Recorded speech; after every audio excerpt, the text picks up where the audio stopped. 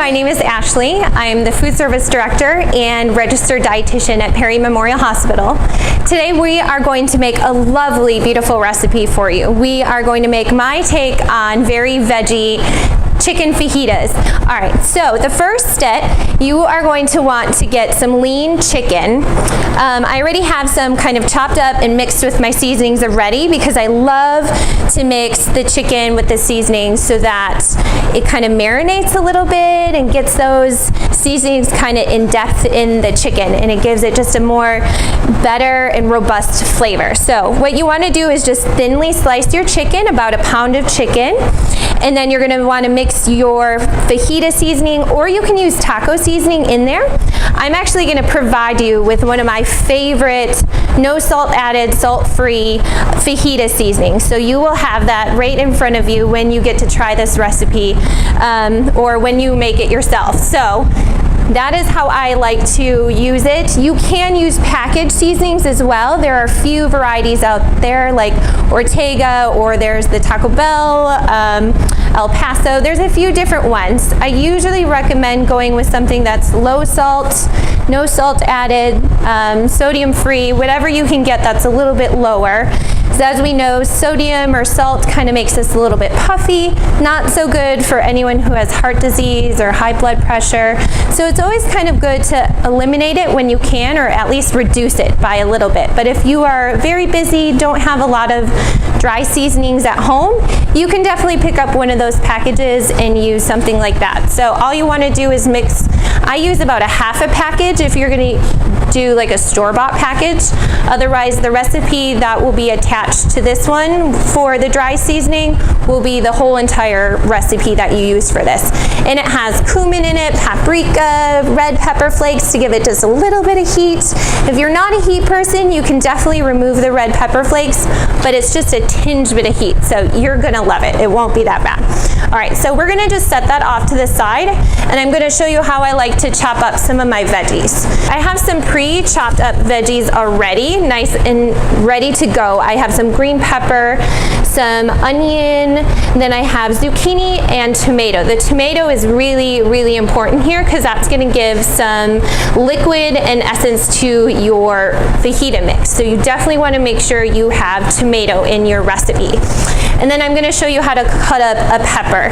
Now you might be saying, I don't like one of these vegetables. Maybe you're a little bit pickier, you don't like green pepper. Green pepper can be very bitter, so substitute it with something else. You want roughly about 4 cups of vegetables total, not including the tomatoes. So you definitely wanna have the tomatoes, that's where you're getting the juice from, but as far as the other vegetables, mix it up. It doesn't have to be what I have here. You can have broccoli, you can have carrots, you can have cauliflower, whatever you love at home, use those. But this is just my favorite mix because right now, the season is peppers. It is the fall and you've got some good, great peppers out there, and you've got some wonderful zucchini that my garden is growing like crazy, and I have so much zucchini. So this is just one more way I can bulk up zucchini and feel like I'm actually using the stuff that's growing in my garden. So, but I wanted to show you my little trick for cutting up peppers. So we're just gonna take a little sliver and we're gonna go right around the core. See how that core's in there? And I just took a sliver right off of that. And we're just trying to get around the core so we don't cut into it and have a bunch of seeds everywhere. So I'm gonna cut that again. And once you make one slice, you can kind of see where the core is, and it's a lot easier to cut. We're gonna cut that off. See, and then you can just kind of scoop it up, kind of cut it right there. And you've got the whole bottom piece. You can cut that off too. I don't like to leave a lot of waste, so I try to cut off as much as I can. There you go. You just have the end that you can throw out then later on. So we'll set that off to the side. Now I like to clean it up a little bit. I don't like the end piece because that's pretty thick. You can chop it up smaller though, but we're just gonna kind of clean it up. All right, and then what we're gonna do is we're gonna julienne these strips, just chop them up into little strips. But you can cut them up however you like. If you like more chunks, or you like thinner things. For the green peppers, we just did little julienne strips. It's completely up to you. But I'm just gonna cut a few strips here. Okay, and I like them to be smaller, so I cut them in half. And then you have those beautiful little small strips there. And don't worry if they don't completely cut apart. They'll cut apart when you're stirring them around. So we'll just throw those in the package. And you can use a whole pepper. Like I said, you want about 4 cups total of vegetables, not including the tomatoes. I'm going to chop up the rest of this. And this is kind of a large red pepper, so I'm going to use about 3/4 of it and just save the other bit for later. Okay. All right, so we've got all those beautiful colors. And when I'm thinking about fruits and veggies, I usually recommend more color the better. If you're getting a variety of colors in your diet, you're also getting a variety of nutrients, whether it's vitamins and minerals. So each one has their own benefit. So the more color that you can get in there is going to definitely be more beneficial for your diet. All right, so now that we moved all the ingredients over to the cooktop, I'm going to show you how I like to put all of this together into one pot. Very simple, less dishes for later. So we are going to start with a hot pan, about medium high, and then we're going to add a little bit of oil, only about 1.5 teaspoons, maybe 2 teaspoons. Okay. And what we're looking for is for the oil to heat up. When it moves really easily across the pan, you know it's nice and hot and ready to add the chicken. So we're going to let it heat up for just a little bit. What we're going to start off with is the chicken. It's going to sizzle kind of a lot, so just be aware of that. And then we'll add in some of our heartier vegetables. So anything that you're making at home that's a little bit heartier. So like peppers, onions, if you're going to use carrots or broccoli, anything that takes a little bit longer cooking time, you're going to want to start with those first. So, and then we'll add the softer vegetables later because those don't take as long to cook. So, see how our oil's doing. See how it kind of glides across the pan? That's what you're looking for. You want it to be nice and heated up, but you don't want it smoking. That's when you get off flavors. So, we are good to go. We're going to add our chicken in. Like I said, it's been marinating with that dry seasoning. Okay.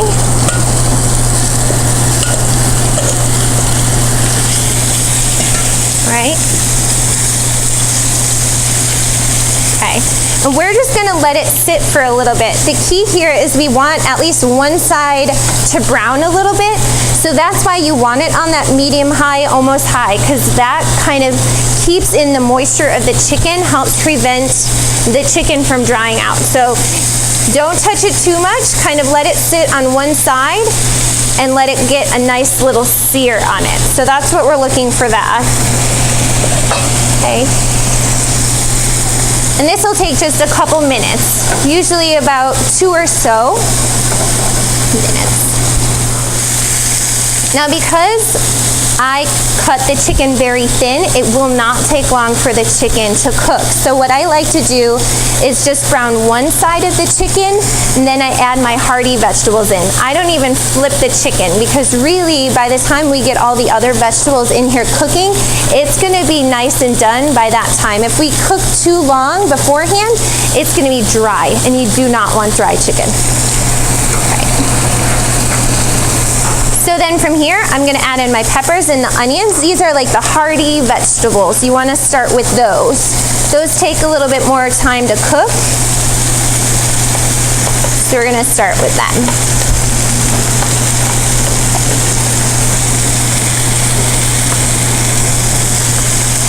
And this is when we'll give it a nice good stir. And all you're looking for here is for the onions to get just a little bit translucent, just to lose their color just a little bit, because then you know they've gotten soft. So it takes just a couple minutes. We are looking good. So if you can kind of see, some of these onions have gotten like a bit of an opaque look to them, or a little bit translucent, where they start to lose that bright white color. That is what you're looking for. Then you know they're kind of getting a little bit softer. They're breaking down. They're releasing those juices. That's when we want to add the tomatoes and the zucchini. So we're going to add those in. And I have about 1.5 cups of tomatoes here. It's probably more on the lines of 2 cups. You want that juice, so it's about 2 whole good-sized tomatoes you're looking for. And you want that juice. So I do have the juice left over from the tomato, so I'm gonna pour that right in there. You want that liquid.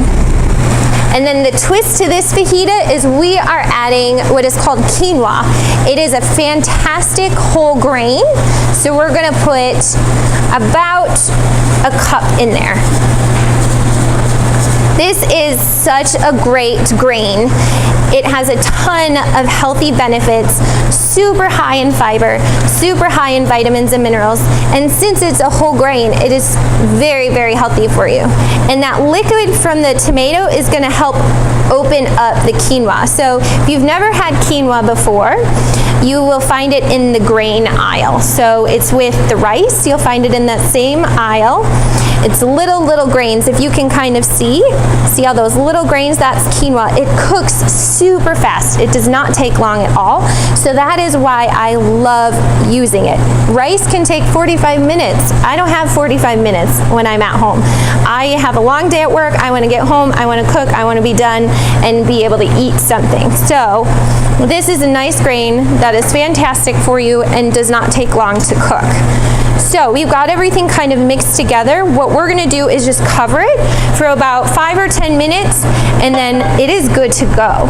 Now, you wanna check it here and there, just depending on how high you have your heat up, because you don't want it to burn, but you do kind of want it to keep that sizzling. So I'm gonna turn it down just a hair, about medium heat.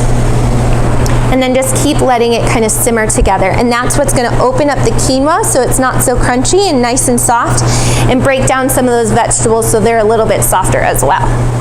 Now at this point, I'm just gonna season it just a tad bit with some salt and pepper. Now I'm not gonna use a lot of salt. Like I said, when you're choosing like the taco seasonings or fajita seasonings, you want to have one that doesn't have salt or very little salt so that you can control how much you're using. That is a lot better than buying a product that is super high in salt and you can't control it at all. So I'm only going to use just a pinch, so probably about 1/8 of a teaspoon. That's all I'm really using, 1/4 of a teaspoon at the most. You don't need a lot. There's actually quite a bit of salt typically in chicken breast, so you don't need that much, especially when it's kind of cooking down like this. And then I'm going to add some pepper too. About the same. You don't need a lot. There's a lot of seasonings in here already. It's just something to kind of top it off and make it, give it a little bit more flavor. Okay. All right, so we're going to give it a stir. All right, so this is done. So what I like to do is you can put it in a tortilla shell, you can eat it on its own, you can put it on top of lettuce or make lettuce wraps with it. You can use pita and put it inside of a pita. There's so many different ways to really enjoy this recipe. My favorite though is just on its own like this. You have a whole food group in here of vegetables that are just fantastic for you. Okay, so one of my favorite ways I like to top this, just kind of give it a little bit more flavor, is to add a little bit of something like sour cream. So I love sour cream, but I have now found one of my favorite alternatives to give you that flavor and give you that just oomph like a normal taco or fajita. So what I like to use is a non-fat Greek yogurt, plain. This is one of the brands that I typically buy only because it comes in one size container. So this is about 5.3 ounces. I like it because I can buy one and go home and just use one instead of buying a big container and having it for days and days with nothing to do with it. So what I'm going to do is just make a little bit of topping so that you can put something that is healthy and tastes good for you on top of your taco and you don't have to feel too guilty about it. So what I did, I mixed everything right in the container. Nice and simple, less mess. You don't need another bowl.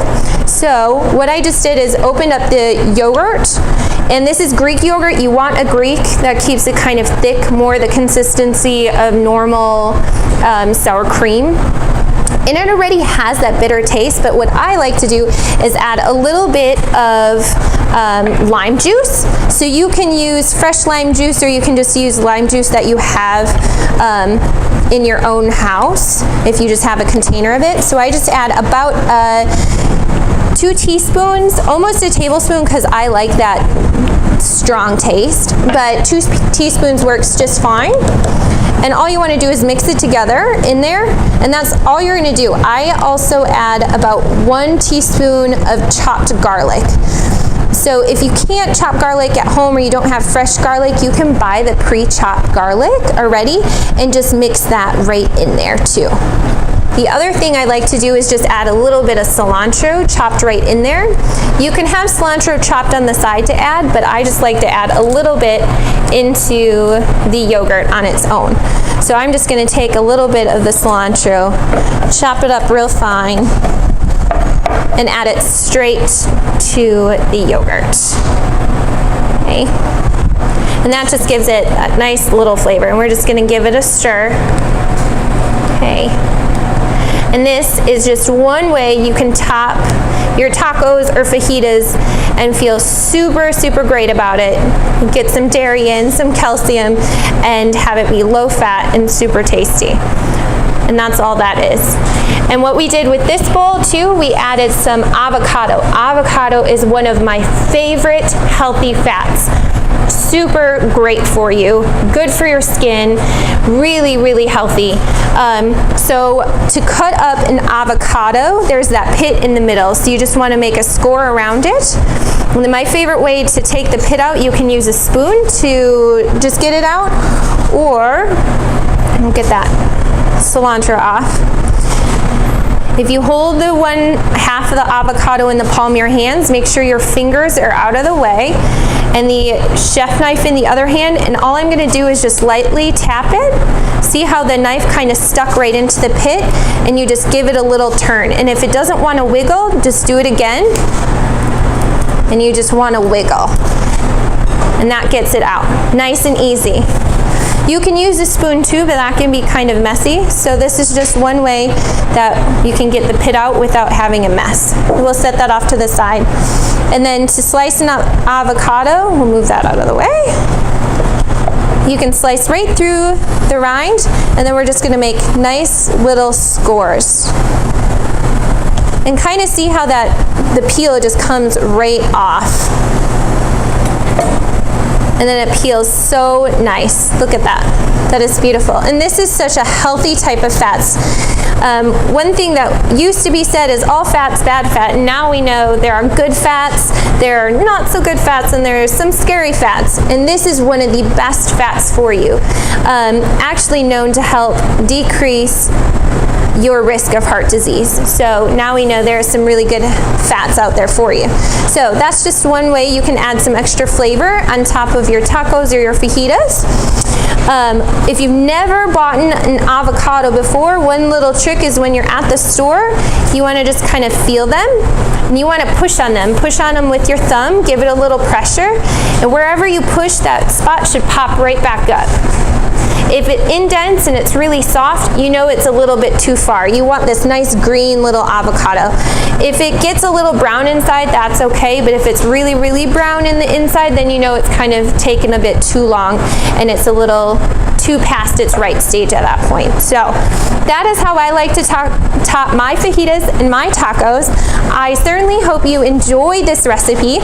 If you're really curious about all these recipes that we have here at Perry Memorial Hospital, come join us. You can email me or call the hospital and ask for Ashley Schwinn, the dietitian.